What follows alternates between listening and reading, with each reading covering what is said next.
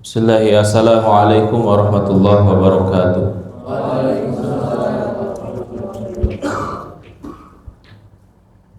Alhamdulillahi rabbil alamin wa bihi nasta'inu ala umuri dunya waddin wa ala alihi wa sahbihi ajma'in. Asyhadu an la ilaha illallah wahdahu la syarika lah wa asyhadu anna Muhammadan abduhu wa rasuluhu la nabiyya wa la rasula ba'dah. حيث قال عز من قائل بعد أعوذ بالله من الشيطان الرجيم بسم الله الرحمن الرحيم يا أيها الذين آمنوا اتقوا الله حق تقاته ولا تموتن إلا وأنتم مسلمون وقال النبي صلى الله عليه وسلم ومن يرد الله به خيرا يفقهه في الدين أما بعد. Alhamdulillah, pada kesempatan hari ini Allah Subhanahu wa ta'ala memberikan kita kesempatan dan juga kemampuan untuk melangkahkan kaki kita ke majelis ilmu yang semoga Allah Subhanahu wa ta'ala memberikan kita keberkahan atas apa yang kita kerjakan hari ini, karena takdir yang kita pilih adalah tempat yang dimana para alim ulama kita menjelaskan bahwa Raudhatul Jannah, taman-tamannya surga, yakni fil majlis ilm, yaitu berada di dalam majlis ilmu. Karena tidak ada ingatan yang akan mengingatkan semua para hamba-hamba Allah fil jannah, di surga, kecuali ingatan mereka yang pertama kali mereka ingat adalah ketika saat mereka berada di majlis ilmu. Mereka melihat siapa yang menjadi kawan untuk berangkat ke majlis, ataupun kawan ketika saat mereka bermajlis ilmu, baik itu kawan lama ataupun kawan yang mereka jumpai ketika saat hadir di majlis ilmu. Dan itulah salah satu hal yang kenapa konsepsi akidah yang disepakati oleh jumhur secara ijma' oleh para salaful ummah, yaitu konsep ahli sunnah wal jamaah. Karena setiap kita akan saling keterkaitannya dengan sesama muslim. Setiap muslim itu tidak lepas dengan saling mendoakan. Pernah dengar doanya Allahumma gfir lil mu'minina wal mu'minat wal muslimina wal muslimat al ahya'i minhum wal amwat. Bukan hanya untuk orang yang hidup, tapi orang yang mati. Kenapa doa itu disampaikan oleh Nabi untuk saling mendoakan sesama muslim? Karena disebut dengan ahli sunnah wal jamaah itu ketika saat mereka berpulang terlebih dahulu ataupun belum memasuki kehidupan selanjutnya setelah kehidupan dunia, mereka akan dijaga dengan doa. Makanya hubungan baik kita dengan sesama muslim itu akan mengekalkan kita ke akhirat. Makanya ada seorang di kalangan tabi'in meriwayatkan secara maqtu', terputus, dia menyampaikan bahwa nanti di akhirat ada seorang yang mereka terheran-heran, mali hadza, apa ini? Saya orang yang berlumuran dengan dosa, tapi tiba-tiba saya mendapatkan keselamatan dan berada di pintu surga. Kemudian kata Nabi Shallallahu Alaihi Wasallam, itulah karena teman dulu di duniamu selalu mendoakan hidayah untukmu. Gitu. Makanya penting sekali ketika saat kita menjalin hubungan, apalagi diikat dengan doa, itu akan menjadikan kekekalan kita. Sekalipun kita nggak kenal, kita kan nggak tahu tuh yang sudah meninggal lebih dulu kita itu siapa, namanya siapa. Tapi yang jelas mukmin, mereka akan saling keterkaitannya dengan kita yang masih hidup, dan juga orang yang mati pun keterkaitannya dengan kita yang masih hidup. Maka teman-teman sekalian, semoga Allah Subhanahu wa taala mengistiqomahkan kita semuanya. Karena pembahasan kita ini adalah pembahasan yang agak sedikit penting. Saya bingung tadi ketika saat ditanya apa materinya, biasanya kadang ada by request. Kira-kira bahas apa kita? Tapi tadi terserah Ustadz.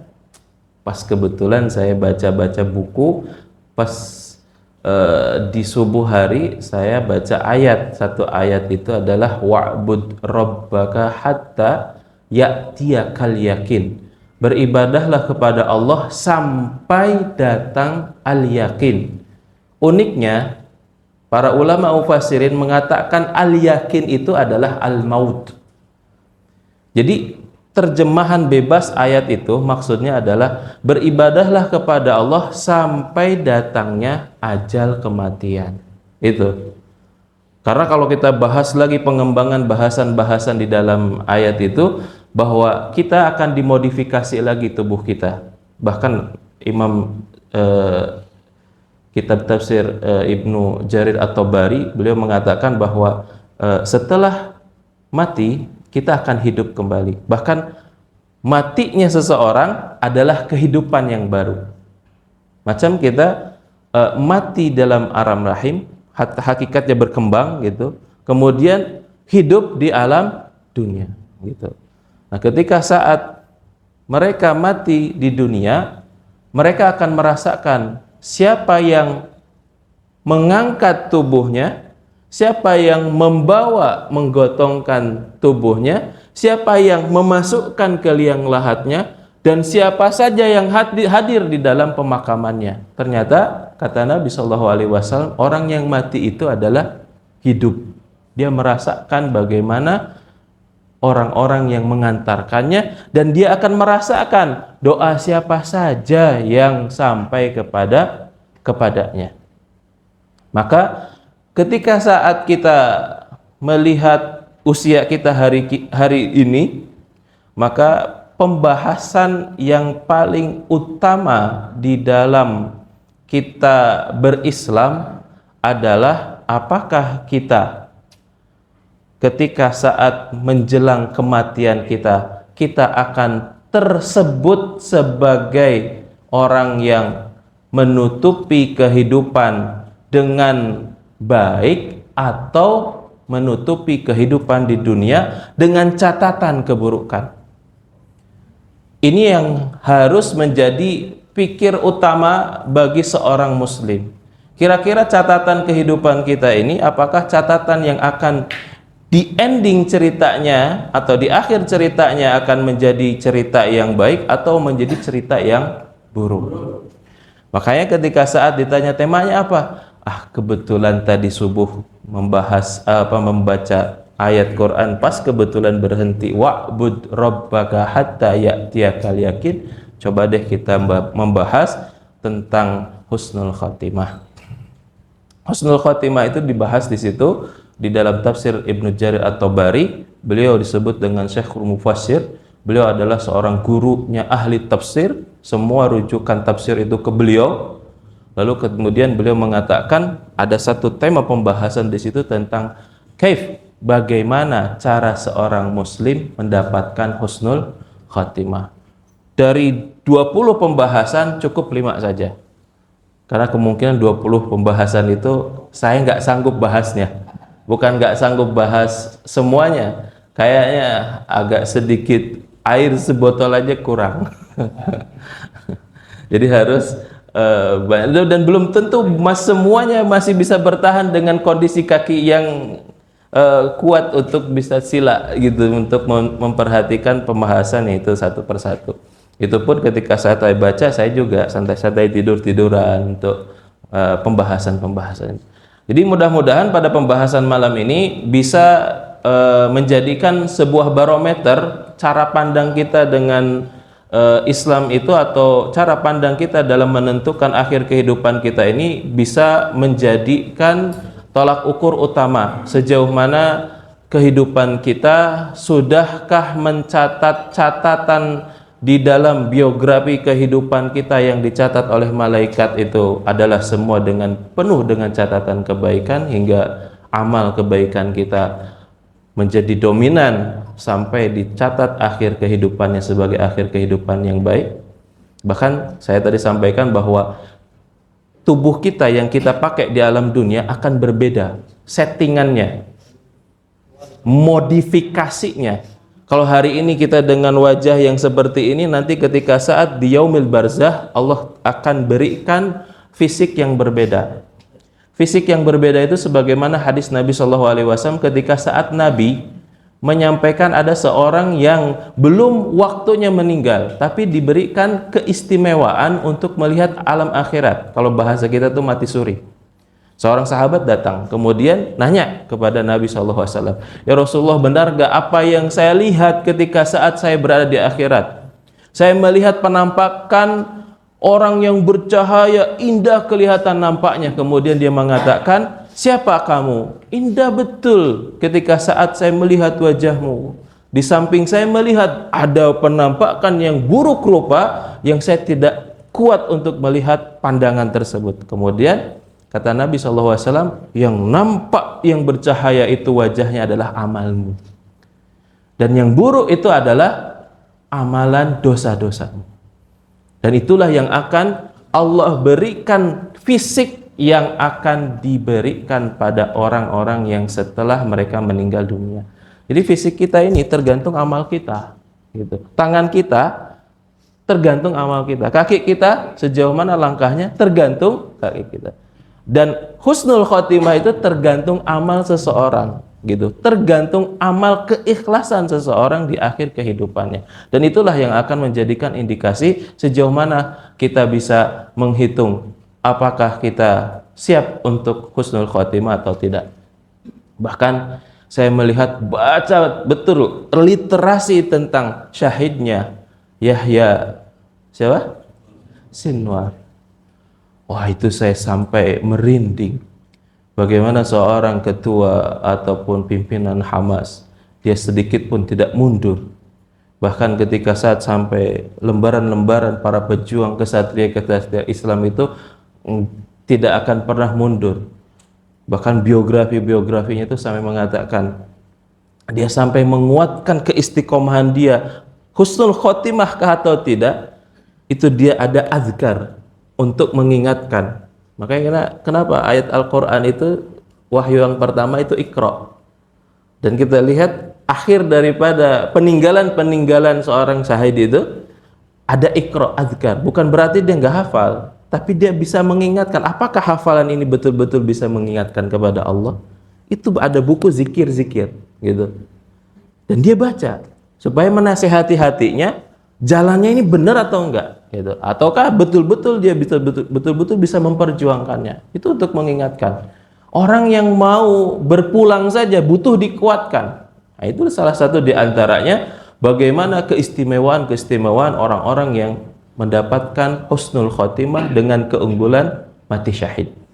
Maka teman-teman yang dirahmati oleh Allah Subhanahu wa taala, Ibnu Jarir At-Tabari menyampaikan, paling tidak saya akan sampaikan 5 hal tentang bagaimana cara seseorang itu untuk mendapatkan husnul khotimah.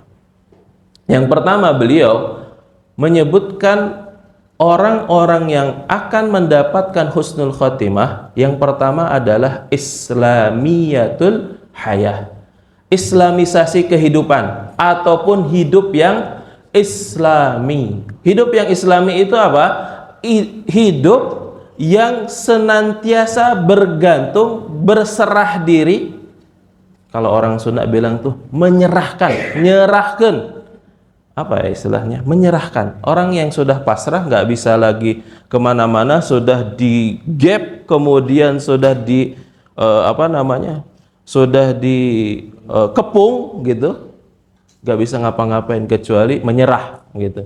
Nah, Islam itu berasal dari kata istislam, artinya menyerahkan diri kepada Allah Subhanahu wa taala. Dan karena Islam itu menyerahkan diri kepada Allah Subhanahu wa taala, apapun yang diperintahkan oleh Allah, kita harus menjalankannya. Kalau justru menolaknya, berarti kita melawan dengan ketentuan Allah Subhanahu wa ta'ala. Makanya kenapa para sahabat itu dengan jargon dalam Al-Quran itu keluar kalimat sami'na wa ata'na. Kami dengar apa yang turun wahyunya dari Rasulullah, kami taati. Tapi petunjuk pelaksanaannya itu adalah Nabi Shallallahu Alaihi Wasallam. Makanya Islamiyatul Haya. Makanya kenapa Nabi menganjurkan para khutbah, para khotib penceramah ketika saat muqaddimahnya itu bacalah ayat itu. Ya ayyuhalladzina amanu ittaqullah haqqa tuqatih wa la tamutunna illa wa antum muslimun. Wahai orang-orang yang beriman, siapa orang-orang yang beriman itu? Orang-orang yang memiliki ketergantungan dengan Allah Subhanahu wa taala. Baik rasional atau enggak rasional gitu. Yang bisa dilogikakan oleh manusia atau tidak bisa dilogikakan oleh manusia, yakin sama Allah Subhanahu wa taala. Makanya Islamiyatul Hayah ini yang dikuatkan oleh Nabi Nuh alaihissalam, dakwahnya sampai berapa tahun? Alfasanatin ila khamsina aman, 1000 tahun kurang 50 tahun, 950 tahun. Berapa pengikutnya? Kurang lebih tidak sampai 100 orang. Dan istrinya tidak Islam, tidak mengikuti ajaran Nabi Nuh alaihissalam. Nabi Saleh, maaf, anaknya tidak mengikuti Nabi Nuh alaihissalam. Nabi Salih juga sama, istrinya tidak ikut. Kemudian Nabi Ibrahim alaihissalam, bapaknya tidak ikut. Padahal kehidupannya adalah Islamiyatul Hayah.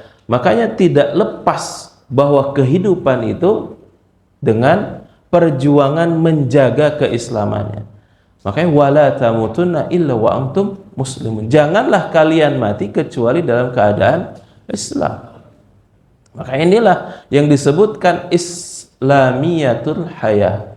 Karena kita khawatir ada beberapa hadis Nabi Shallallahu Alaihi Wasallam yang menyebutkan ada seorang yang di pagi hari Muslim, di sore hari sudah kafir. Di sore hari Muslim, di pagi harinya sudah kafir. Itu sampai hari ini saya baca literasinya, betul. Ada orang yang dalam literasi sejarah Islam, ada orang yang mau azan, seorang muadzin, dia terpincut dengan kecantikan orang Yahudi ataupun orang Romawi, murtad gara-gara perempuan. Kemudian ada di dalam sejarah Al-Quran namanya Bal'am bin Bawra. Itu seorang ahli kitab.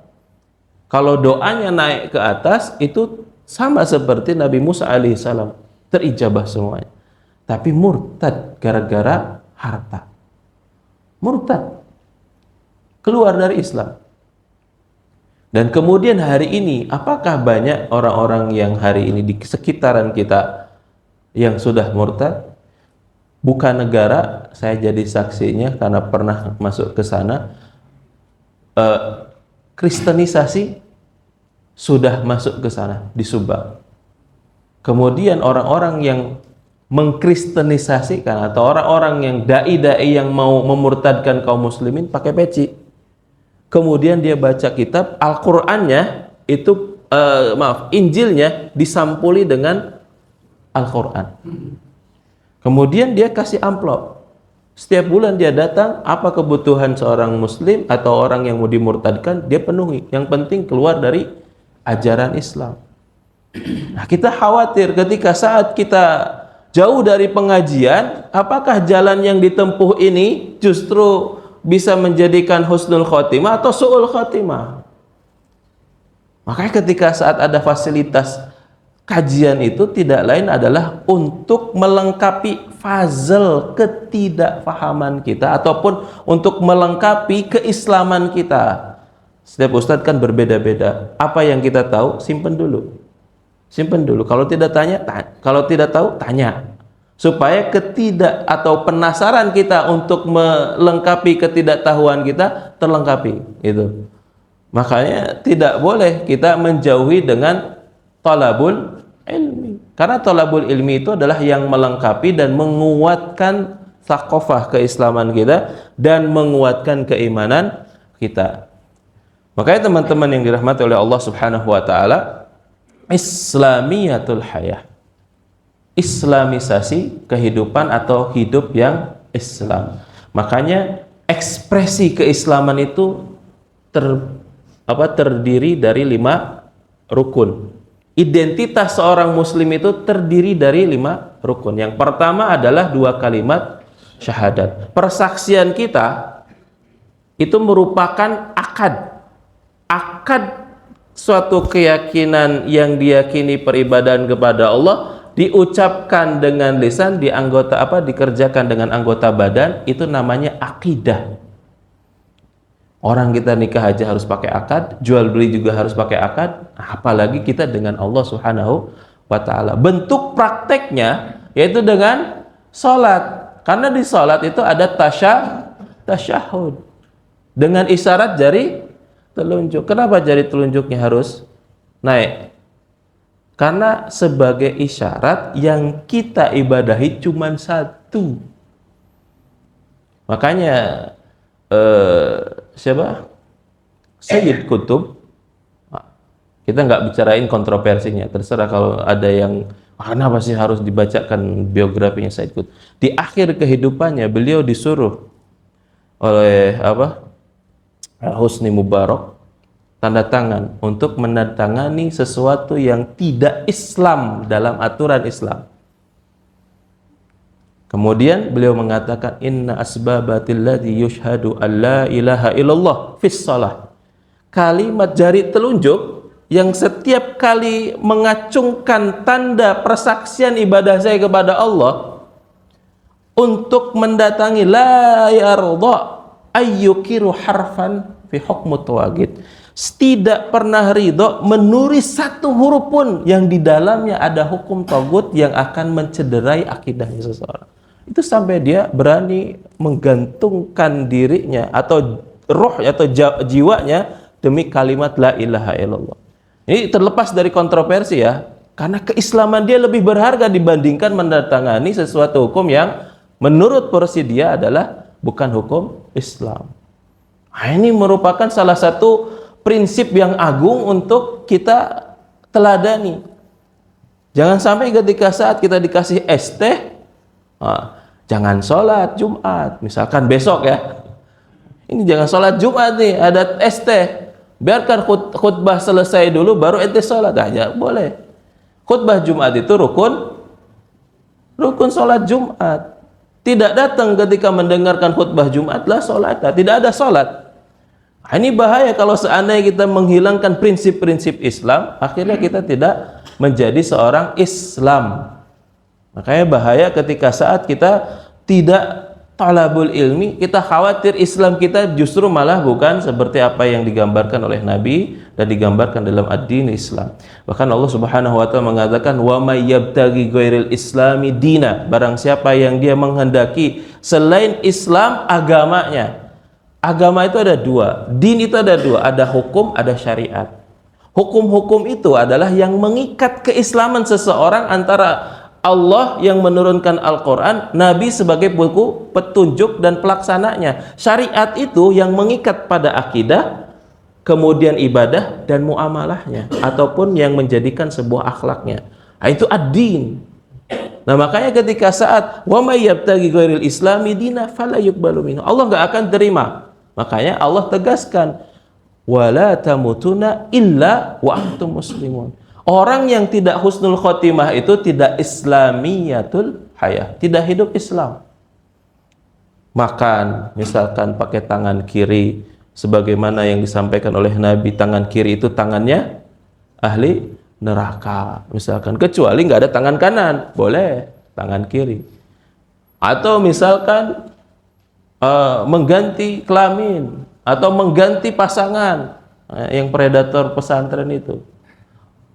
Bahkan Syekh Muhammad Sakrah ketika saat mendapatkan informasi di Indonesia ada pesantren yatim kemudian digauli oleh pondoknya atau pengasuh pondoknya, kemudian dikatakan du'atun ala abwabu jahannam, itu dai-dai yang membawa kepada pintu neraka, jangan dimasukkan anak kita ke situ. Itu sampai mukanya merah ketika saat khutbah. Makanya ketika saat kita mau menjadikan kehidupan kita Islam, jangan pernah suudzon terhadap majelis ilmu. Ambil yang bisa melengkapi fazil ketidaktahuan kita atau melengkapi keislaman kita yang rapuh gitu. Saya mendengarkan ceramahnya beberapa ustadz lah, Ustadz Abdul Somad, kemudian beberapa asatid itu yang berbeda warna, kita dengarkan semuanya. Kemudian kita ambil kesimpulannya. Dan itu lebih adil.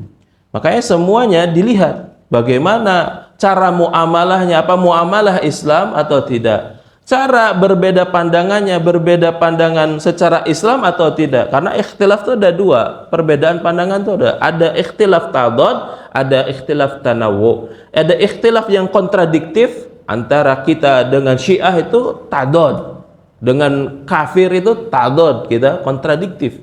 Kalau ada ikhtilaf yang sifatnya tanawwu, yang memiliki bangunan yang dibangun dengan dalil, ya udah kita harus lapang dada. Masing-masing punya dalil dan masing-masing pun akan dihisab terhadap apa yang dia punya pandangan. Ada usah kita ribut, yang penting dia punya hujah sendiri. Kalau misalkan mereka justru bertentangan dengan syariat Islam, itu khilafnya tadad. Misalkan kita dengan Ahmadiyah, kita dengan Syiah, itu khilafnya khilaf tadad. Dengan Israel, nah itu khilaf tadad. Ente yang misalkan berkasih sayang dengan musuh Allah, munafik, itu bahaya. Sesama muslim kita berantem dengan itu mau konspirasi. Konspirasi nyawa orang hilang. Bagaimana dianggap konspirasi? Bagaimana literasi kehidupannya? Itu semuanya sudah mutawatir, dianggapnya justru konspirasi. Maka inilah hal yang harus kita bersihkan dalam Islam kita.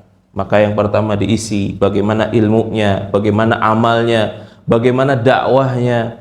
Dakwah ini adalah energi positif dari ilmu yang benar, dari amal yang sesuai dengan ilmunya, maka akan keluar. Dan dakwah itu nggak mesti harus ceramah. Dakwah itu ilmu yang melahirkan amal. Kemudian timbul. Nabi itu disegani oleh banyak orang bukan dengan gaya bahasanya, tapi akhlaknya. Ketika ngomong, nggak banyak ngomong. Ketika bergaul, itu mencerminkan orang-orang yang bisa mendapatkan energi kebaikan.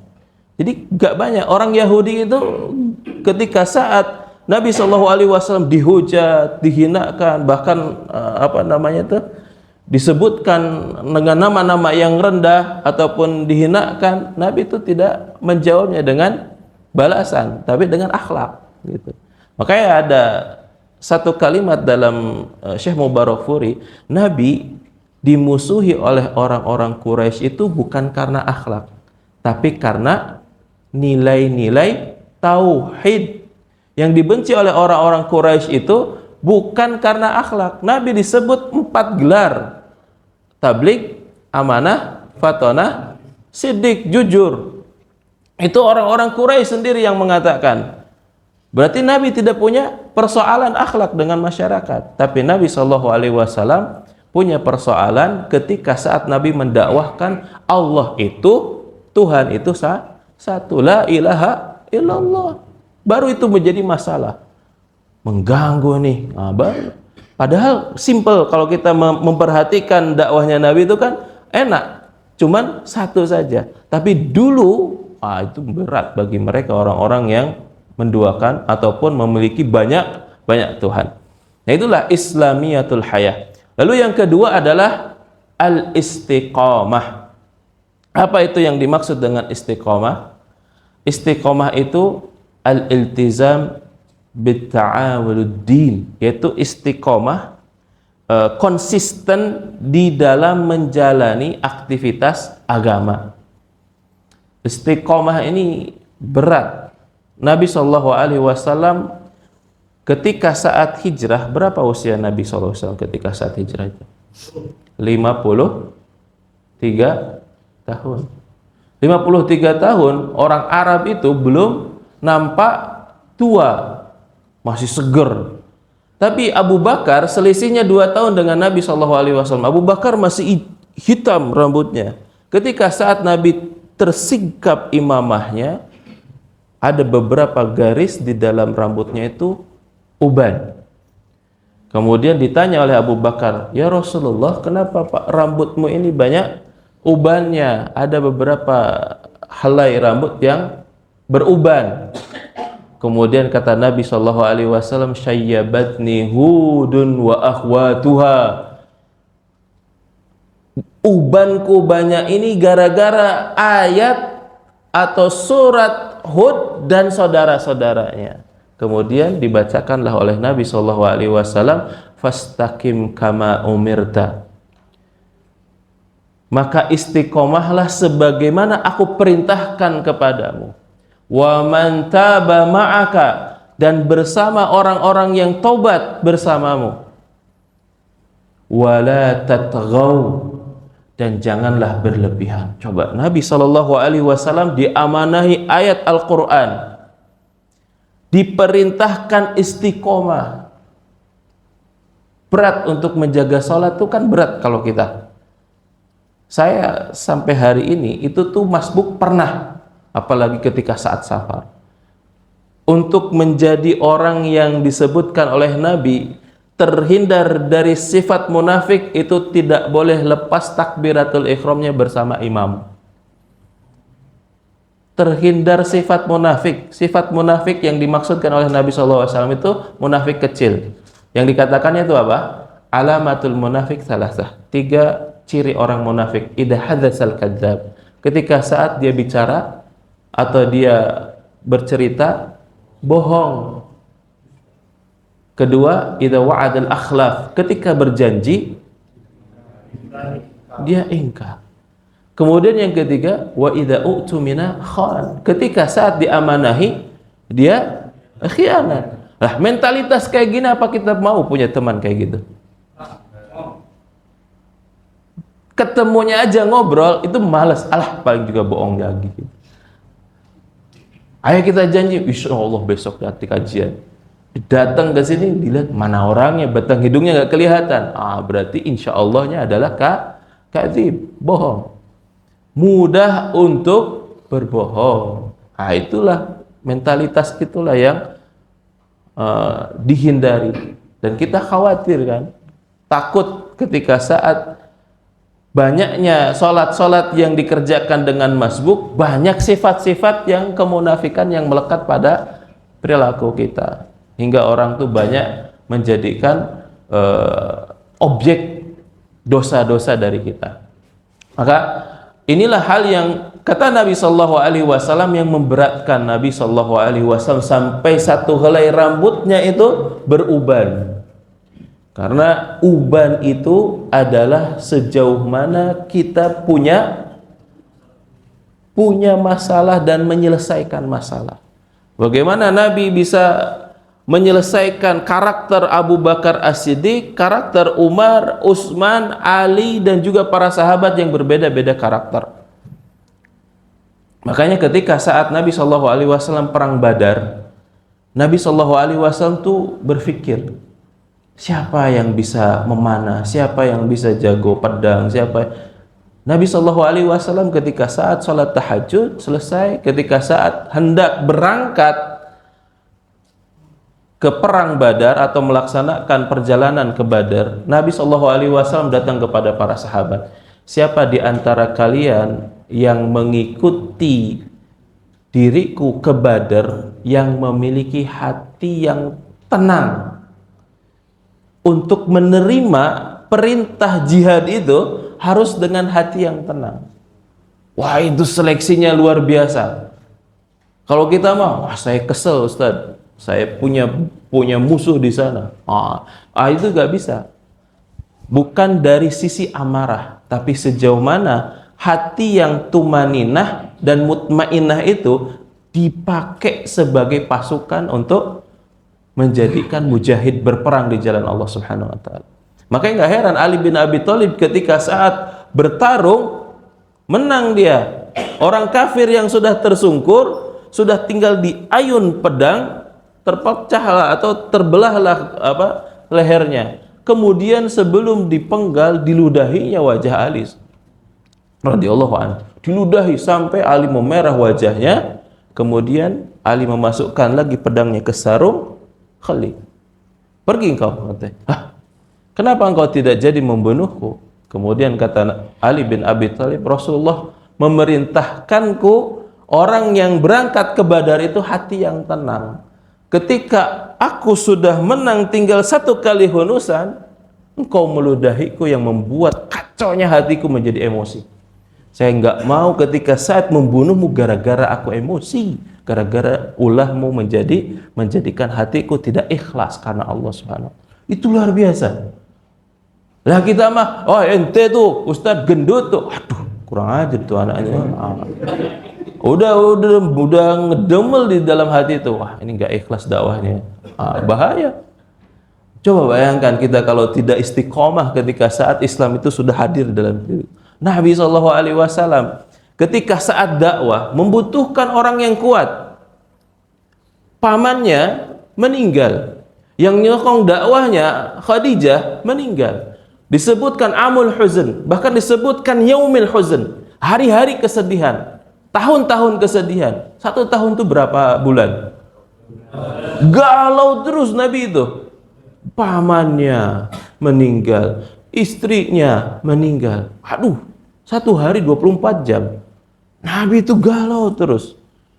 Ternyata Syekh Mubarakfuri menjelaskan kenapa Allah cabut itu 2 orang yang berpengaruh di dakwah Nabi. Supaya tidak berpengaruh, supaya tidak berpegang atau bergantung harapan kepada manusia. Coba istiqomah untuk dakwah itu gimana? Waduh, Ustadz Pepen gak ada nih misalkan. Waduh, ini Pak Koko misalkan gak ada. Siapa yang jadi tokoh yang buat kita tempat saling sharing gitu? Ayo udah kita bubar aja sudah. Wah, berarti nggak istiqomah. Bubar jalan aja kita. Nggak istiqomah. Harus dari sekarang mulai pengkaderan atau mulai dari sekarang membuat sebuah agenda-agenda supaya modul dakwah kita itu tetap punya jejak ataupun punya karakter dalam penyampaian dakwah. Nah, itulah istiqomah. Pentingnya istiqomah karena istiqomah ini yang akan melanggengkan amal ibadah seseorang. Dan istiqomah, kata Nabi SAW, tidaklah akan mendapatkan nilai istiqomah kecuali dengan lingkungan yang sehat. Gitu. Kalau lingkungan yang tidak sehat berat. Makanya kenapa sahabat At-Taubah, kalau saya lihat di dalam agendanya itu selalu bikin agenda-agenda untuk menguatkan ukhuwah Islamiyah. Tujuannya adalah untuk mengistiqomahkan ilmu yang sudah didapat di setiap pekannya, ataupun hal-hal positif yang sudah disampaikan itu terjaga. Sampai terjaganya itu ketika saat mata tertutup dan nggak bisa buka lagi. Itu penting. Lingkungan. Tahu pelacur yang cuman ngasih minum anjing. Ada ayat yang mengatakan ya laitani kuntu turaba. Tafsir mengatakan orang kafir ketika di akhirat itu mereka menjerit, ya Allah, kenapa aku tidak menjadi tanah aja? Kenapa mereka kok pengen jadi tanah? Ternyata tafsir di dalam ayat itu menjelaskan hewan-hewan yang terlibat langsung di dalam dakwah dan menjadikan orang-orang mendapatkan hidayah, itu akan menjadikan jalan menuju surga, dan hewan-hewan itu pun ikut masuk surga. Anjingnya Ashabul Kahfi, anjingnya seorang wanita pelacur. Itu kan ketika dalam riwayat si anjing itu sudah sakaratul maut.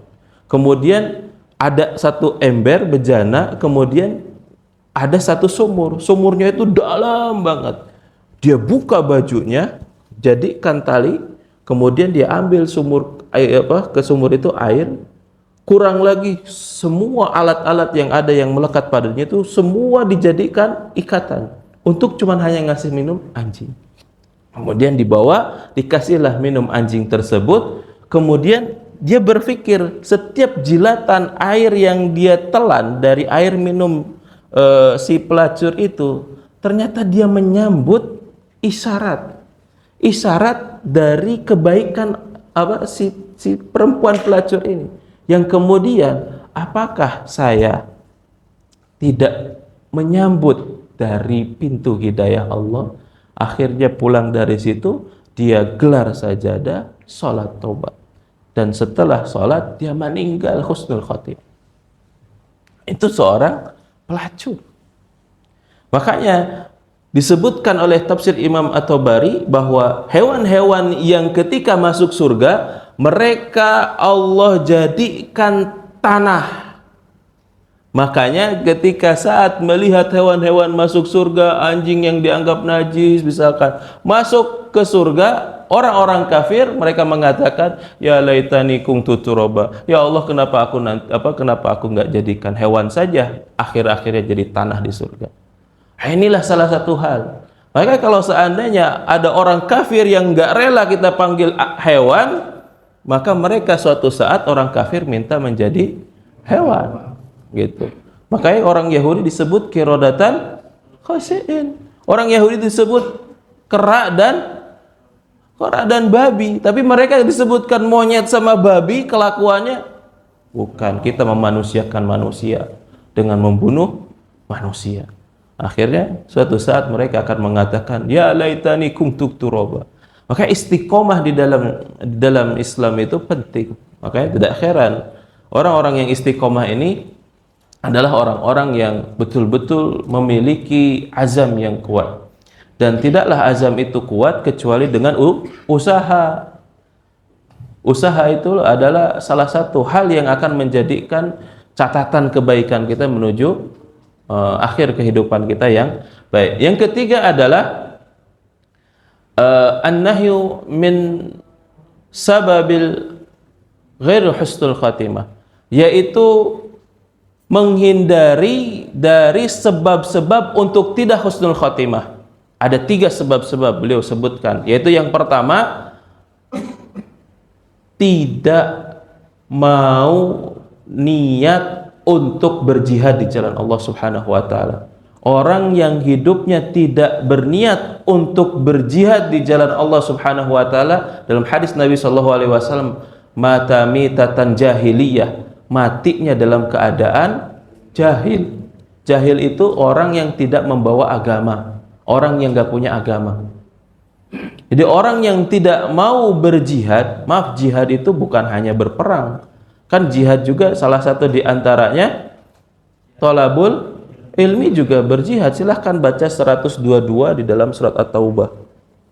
Itu menunjukkan bahwasanya talabul ilmi adalah jihad. Bahkan disebutkan man kharaja fi talabul ilmi fahuwa fi sabilillah. Barang siapa kakinya melangkah untuk ke majelis ilmu, maka dia berada di jalan Allah. Kita yang duduk hari ini itu mendengarkan kajian, mendengarkan kalimat thayyibah, itu semuanya adalah fi sabilillah. Dan orang yang mati di jalan Allah itu juga mempertahankan satu kalimat la ilaha illallah. Makanya tidak heran orang yang talabul ilmi dengan orang yang berjuang berperang di jalan Allah sama-sama memperjuangkan kalimat Allah. Kalau tidak ada talabul ilmi atau tidak ada kajian, siapa yang akan mendakwahkan la ilaha illallah? Siapa yang mendengarkan kalimat la ilaha illallah? Dunia ini tidak ada yang mau menyembah Allah Subhanahu wa taala. Makanya sebab seseorang itu tidak husnul khotimah itu tidak berniat untuk berjihad di jalan Allah, atau mereka benar-benar menjadi penggembos jihad di jalan Allah, melemahkan syahwat jihad kita. Itu adalah sifat orang-orang munafik. Urusan Palestina bukan urusan kita, urusan darah kaum muslimin bukan urusan kita, itu urus dengan kehidupan mereka masing-masing. Kita punya aktivitas sendiri. Itu orang munafik kalimat itu. Bahaya. Membiarkan darah seorang muslim dan kehormatan seorang muslim diinjak-injak dan kita diam saja, kita memiliki sifat kemunafikan, dan itu akan menjadi pertanyaan besar nanti di hadapan Allah Subhanahu wa taala. Sebagaimana dalilnya Nabi Shallallahu alaihi wasallam menyampaikan ada seseorang yang masuk neraka bukan karena dia melakukan dosa besar, bukan karena mereka tidak memiliki amal soleh, sholat, zakat, puasa, enggak, tapi mereka tidak peduli dengan tetangga se-Islamnya. Tetangga sendiri enggak. Bahkan ada cerita unik. Syekh bin Baz, Syekh Utsaimin itu ada satu perumahan lah, ada satu perumahan yang diisi itu para hay'ah kibar ulama, Syekh bin Baz, Syekh Utsaimin, di majalah Ar-Risyad itu di tahun 2013-an atau 2010-an saya pernah baca, Syekh Shalih Al Utsaimin dan Syekh bin Baz pernah menangis gara-gara satu pemuda yang ditangkap oleh polisi gara-gara maling. Kemudian ditanya, maling apa? Cuman maling Gucci, barang-barang berharga lah, Gucci, kemudian mebel untuk dijual. Kemudian ditanya, kenapa ente maling di tempat lingkungan para alim ulama besar kibar di Madinah dan juga di Arab Saudi? Si anak kecil itu mengatakan, bapak saya sudah meninggal, ibu saya meninggal, yang saya tinggal rawat itu kakek saya nggak punya apa-apa, dan saya cuman hanya punya tetangga yang sugih, yang bergelimang dengan harta, tapi tidak mempedulikan kehidupan tetangganya. Akhirnya dia maling. Syekh Utsaimin menangis, Syekh bin Baz menangis. Kemudian Syekh Utsaimin dan Syekh bin Baz mengatakan, yang salah itu kami, bukan salah dia. Tetangga sendiri kami tidak tahu kesusahannya. Coba. Itulah yang menjadikan perjuangan bagi kita adalah ketika saat kita membela kehormatan Muslim. Bagaimana kita mau berjuang, tetangga sendiri kita nggak tahu nasibnya. Itu yang salah satu diantaranya berjuang kita, salah satu diantaranya adalah untuk naikkan motivasi jihad kita. Jihad berdakwah, apalagi kita punya buletin, share lah. Kalau kita nggak bisa berdakwah, share kebaikan, supaya dakwah kita berkembang dan mereka menikmati nilai-nilai informasi keislaman dari apa yang kita sebarkan. Kemudian yang kedua adalah asobiyah. Asobiyah itu apa? Asobiyah itu fanatik kelompok. Ini terjadi pada zaman sahabat, zaman Nabi SAW ketika saat perang. Ketika saat perang, Nabi SAW mengatakan, barang siapa yang matinya karena bendera suku, ada Bani Ghifar, ada Kainuqa, semua suku-suku itu mereka memiliki keistimewaan. Kami bisa berburu ketika saat perang, kalau tidak ada kami, pasukan kaum muslimin mudah kalah.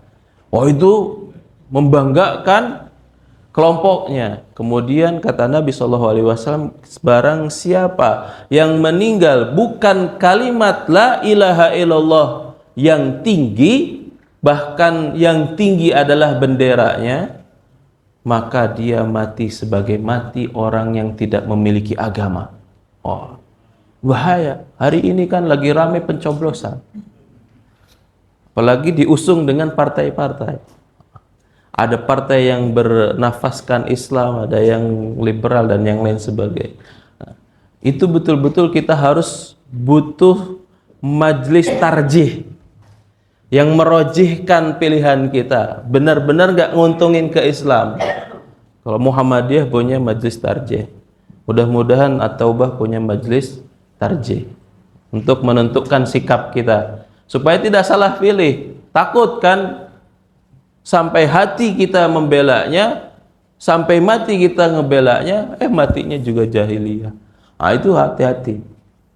Yang kita harus bela itu harus betul-betul yang benar-benar menguntungkan kepada kaum muslimin. Makanya ada seorang ulama mengatakan, Syekh At-Tamimi, walan tardo kalimatut tauhidu fil ard illa bitahqiqil wala liman yastahiqul wala.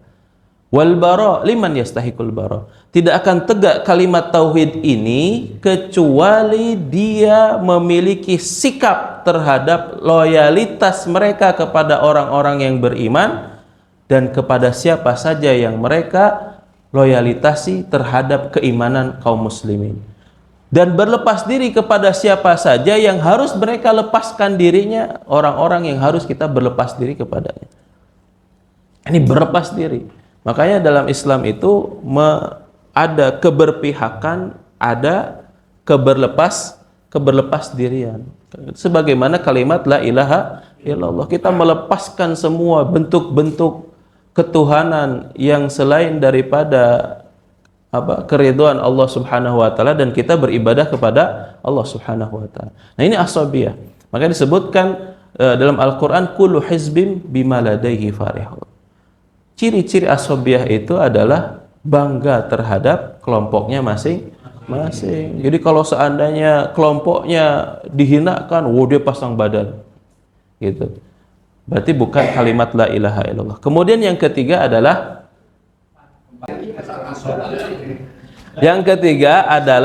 tasabuh. Tasabuh itu apa? Mengikuti gaya hidup yang tidak Islam. Maka disebutkan man tasabbaha biqaumin fahuwa minhum. Barang siapa menyerupai gaya hidup satu kaum, maka dia termasuk kaum tersebut. Gitu. Di Bandung kemarin ada seorang muslim yang sudah mu'alaf, seorang muslim sudah mu'alaf, kemudian keluarganya kekeh mau memakamkannya dengan kremasi gitu. Lagi ribut kemarin tuh. Alhamdulillah Dewan Dakwah ambil sikap yang kemudian dimakamkan di pemakaman kaum muslimin.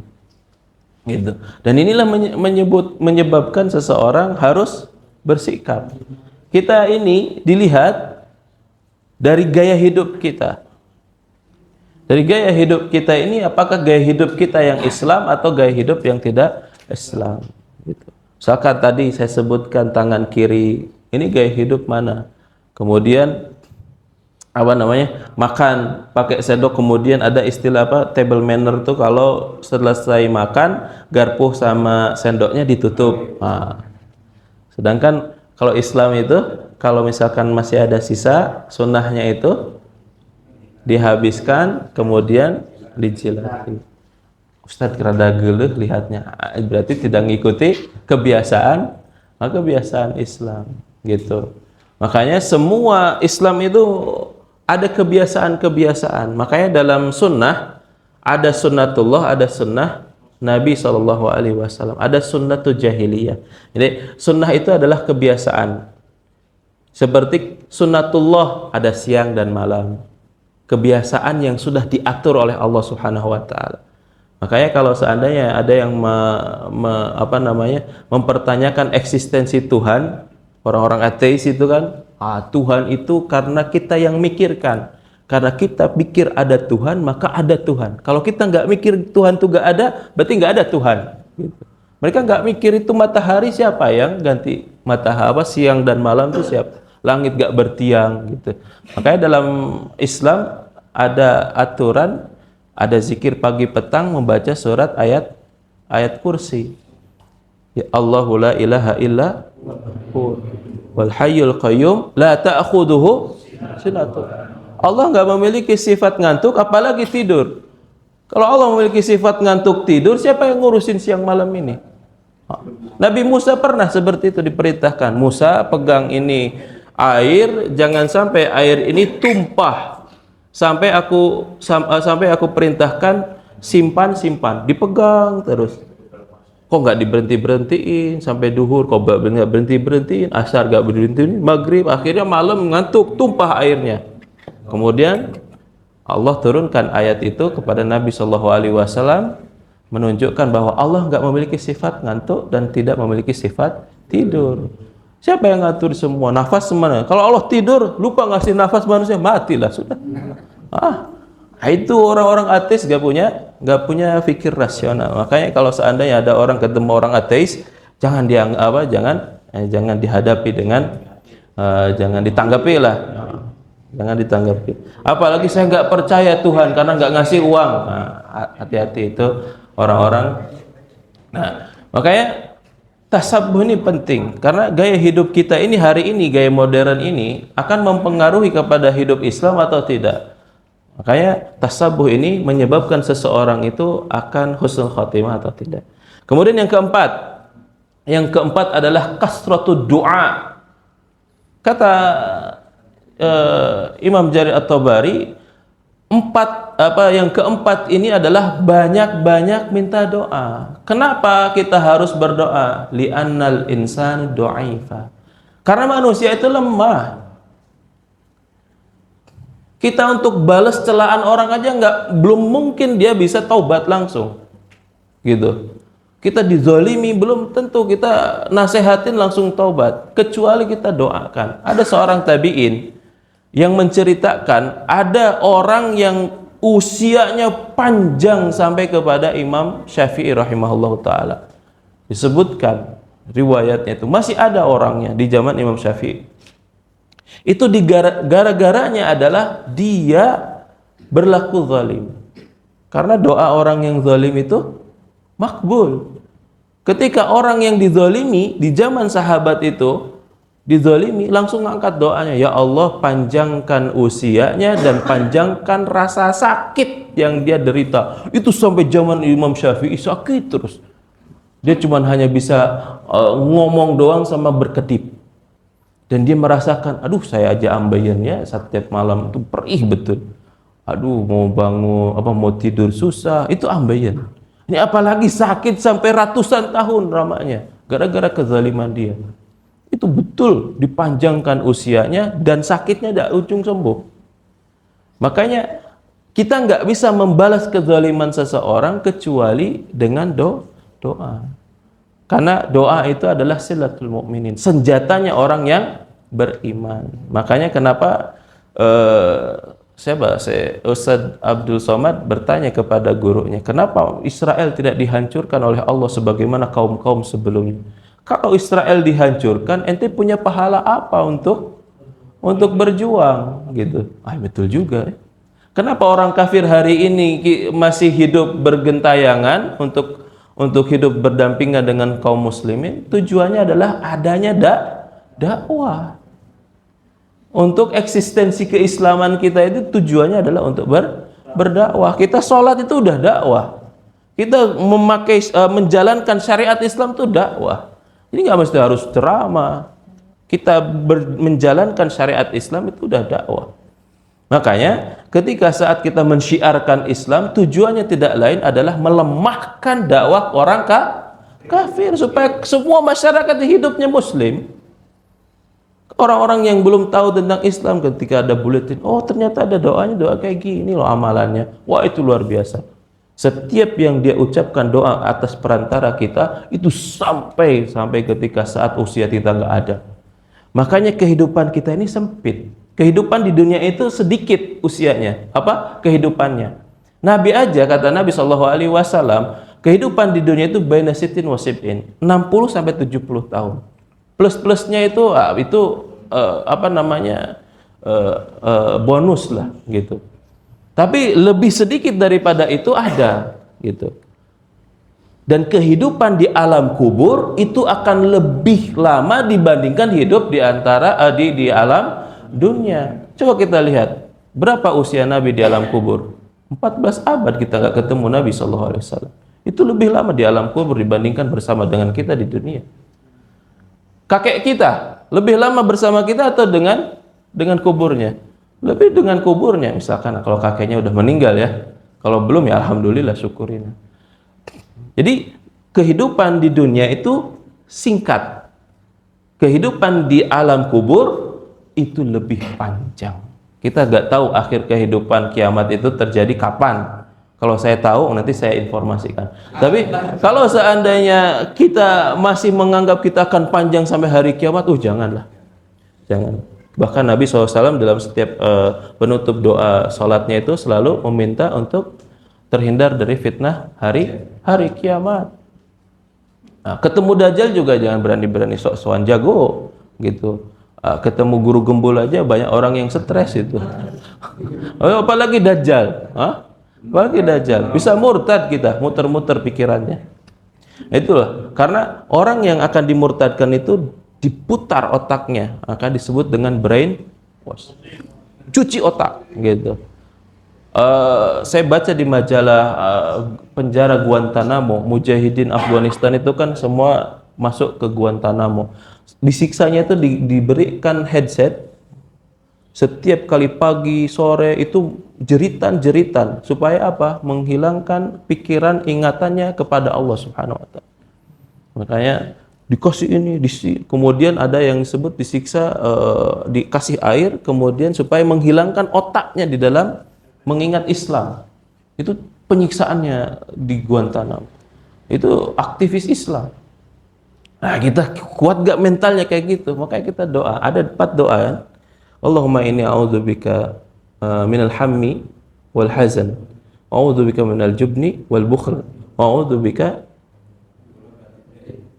min ghalabatid daini wa qahri rijal. Minat ghalabatid dain, terlilit hutang, war rijal, rijal itu supaya tidak ketemu sesuatu dari orang yang berlaku jahat kepada kita. Misalkan saya di jalan sana ada begal misalkan. Nah, doa itu terhindar. Pas ada begal, saya lewat nggak kelihatan. Nah, itu salah satu doa yang diterima. Dan supaya tidak punya perselisihan dengan orang-orang jahat, gitu. Nah, 4 doa ini. Begitu juga ketika saat kita nggak siap untuk bertemu dengan musuh, maka kita kuatkan mental kita itu. Kalau misalkan datang Israel, aduh saya belum bisa berani, MMA aja masih bisa nonton doang, nggak latihan misalkan. Nonton cuma dukung Habib doang, Islam Makayef misalkan. Belum belajar banting-bantingan. Nah, kalau misalkan musuh datang, kayaknya saya lebih kalah duluan. Misalkan kita datang ke Palestina, kita biasa makan sayur lontong, bubur, di sana fasulia, kacang yang dicampur zaitun. Saya makan pertama kali ke Yaman, fasulia itu kacang Bandung dikukus, mekar, kemudian ditumbuk-tumbuk, dicampur minyak zaitun. Kita orang Indonesia makan itu nggak terbiasa. 1 suap, 2 suap, oke. 3 suap muntah semuanya. Aduh, pengen nasi uduk, nggak ada di sana. Itu. Kita datang ke Palestina gak biasa, orang-orang Palestina tuh makan irisan tomat pagi sarapan itu, irisan tomat campur minyak zaitun, timun. Kita lihat, aduh makan kayak gini mana kenyang. Dilihat sendirilah postur saya gimana. Nah, makanya harus menyesuaikan. Dan bagaimana menyesuaikan itu? Banyak doa-doa supaya kita kuat, supaya banyaklah berdoa. Makanya kenapa Nabi Ibrahim melawan Namrud. Namrud itu berapa? Arba'ina mi'atas sanah, 400 tahun berkuasa. Nabi Ibrahim mengatakan, "Ubudulillah, beribadahlah kepada Allah." Namrud mengatakan, "Ar-Rabbun ghairi, apakah ada Tuhan selain daripadaku?"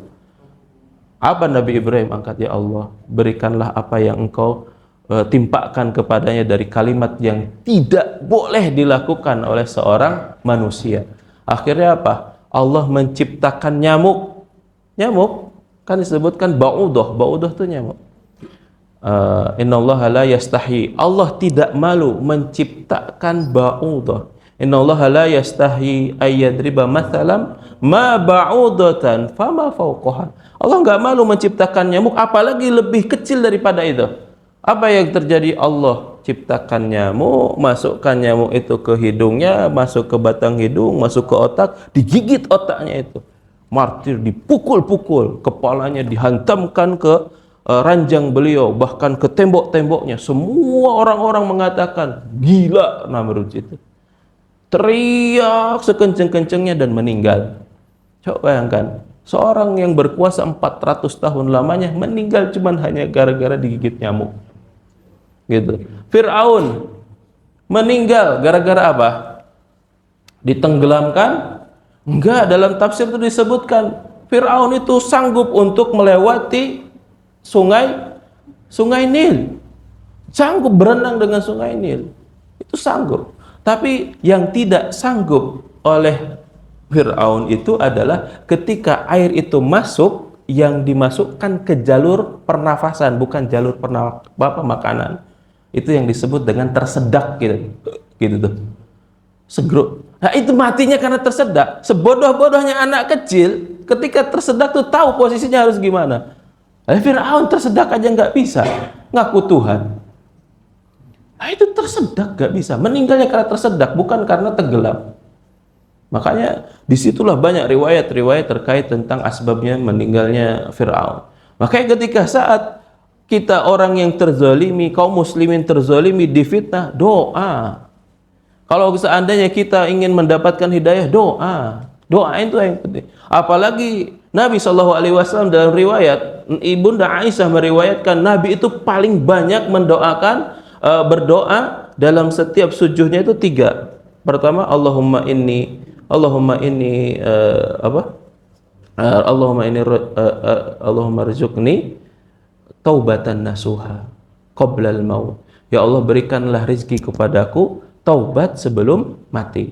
Kemudian yang kedua, ya muqallibal qulub tsabbit qalbi ala dinik. Ya Allah yang memutarbalikkan hati, tetapkanlah hati ini supaya tidak berbolak lagi untuk berada di tempat yang dimana aturan agama Allah ada di situ. Kemudian yang ketiga adalah Allahumma inni as'alukal husnul khatim. Ya Allah, aku minta padamu untuk dimatikan sebagai orang yang husnul khatimah, menutup kehidupan dengan baik. Itu kalau cerita kan endingnya enak gitu.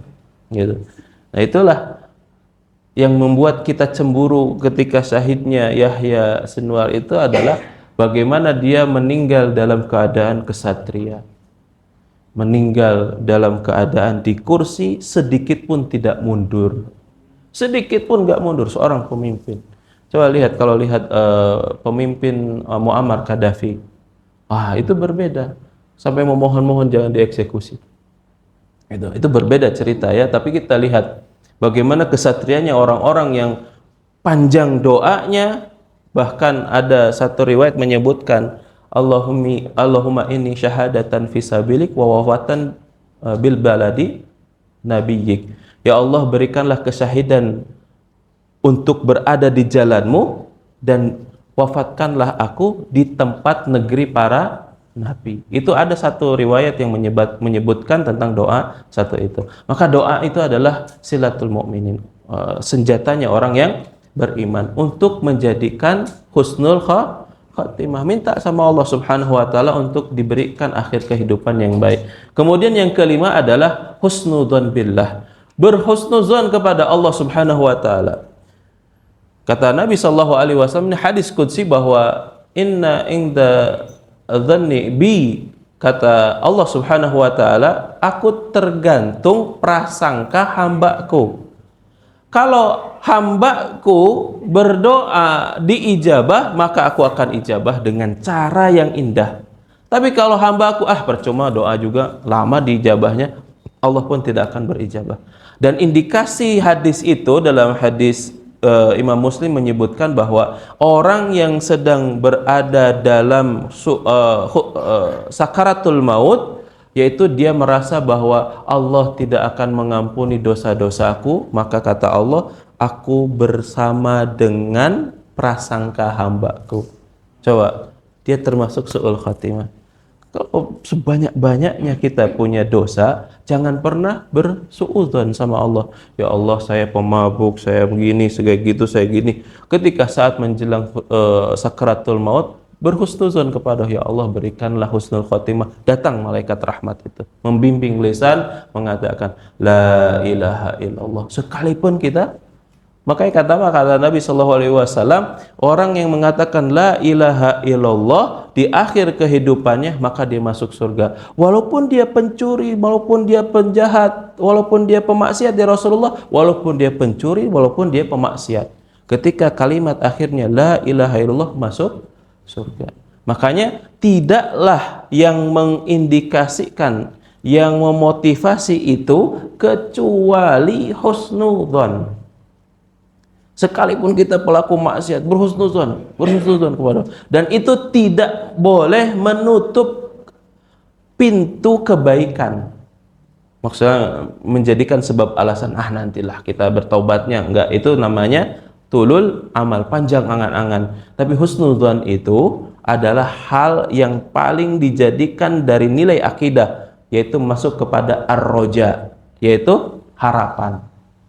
Jadi harapan, orang yang sholat gak berharap mendapat ganjaran dari Allah Subhanahu wa Ta'ala, dia sudah suudzon kepada Allah. Ini mah hanya menghilangkan kewajiban saja. Allahu Akbar. Berarti dia cuma mendapatkan apa yang dia sangkakan. Makanya ketika saat kita takbir, misalkan ada yang niatnya menggunakan jahar atau yang hati di dalam hati saja, Allahu Akbar misalkan, berharap bahwasanya sholat ini sholat yang bisa menjadikan setiap kesulitan kita dipermudah oleh Allah Subhanahu wa Ta'ala. Maka tidak ada orang yang dipermudah oleh Allah Subhanahu wa Ta'ala semua persoalan kehidupannya kecuali persoalan itu yang ada pada sholat. Sholatlah adalah titik utama seseorang untuk mempermudah persoalan kehidupan. Jadi kalau sholatnya nggak beres, maka tidak akan pernah beres persoalan kehidupannya.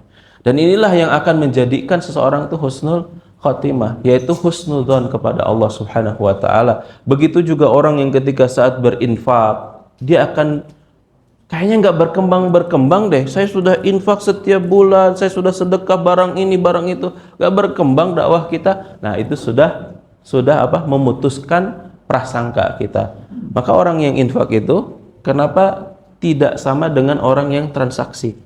Kalau orang transaksi jual beli, saya jual air ini, berapa harganya? Saya beli di grosir 1 botol 4.000, saya jual ke kamu 2.000.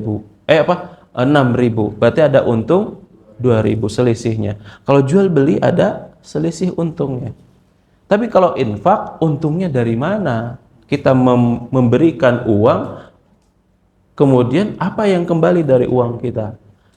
Nah, itulah kenapa Allah berikan ilmu gaib kepada kita, supaya apa yang kita kerjakan itu lillahi ta'ala kepada Allah. Kemudian yang kedua, Allah memberikan bukan sesuatu yang bisa dihitung, la yahtasib, sesuatu yang nggak bisa dihitung.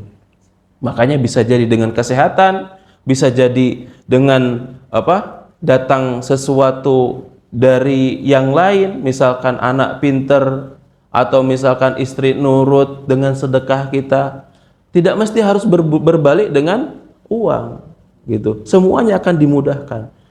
Kalau seandainya kita bersuudzon dengan infak kita, maka semua kebaikan itu tidak akan pernah kembali kepada kita. Makanya husnudzon billah, husnudzon kepada Allah Subhanahu wa Ta'ala. Karena itulah yang akan menjadi bekal utama kita menuju kemahariban Allah Subhanahu wa Ta'ala. Nah, itu mungkin 5 hal yang bisa saya sampaikan terkait tentang husnul khotimah. Makanya 5 hal inilah yang kalau seandainya tadi saya sampaikan ada berapa? Ada 20. Ada 20. Ini setelah 10 aja saya udah keringetan ini. 5 saja. 5 yang saya sampaikan bagaimana seseorang bisa mendapatkan husnul khotimah. Kalau seandainya kita bisa mendalami, mempelajari dan mengamalkan dari 5 hal itu yang disampaikan oleh Imam Jarir At-Tabari, maka mudah-mudahan kita mendapatkan husnul khotimah. Itu saja mungkin yang bisa saya sampaikan. Kalau ada yang mau ditanyakan silahkan, kalau tidak ada kita tutup.